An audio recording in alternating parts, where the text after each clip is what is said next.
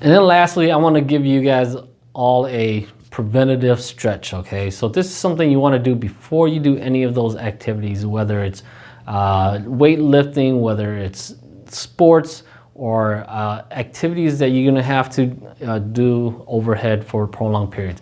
So what you want to do is clasp your fingers behind your back like this, okay? Or I'm sorry, this way. You're going to clasp your fingers this way, like that, behind your back.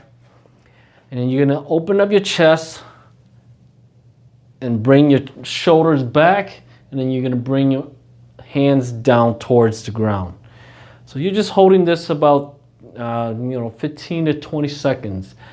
And 15 to 20 seconds, you could do this 6-8 times and just relax. So what this does is it stretches your chest muscles, stretches your biceps, your triceps. So it's a very good stretch to just help allow the muscles to relax a little bit more. And this is also very good for posture too. So even doing this is good for posture.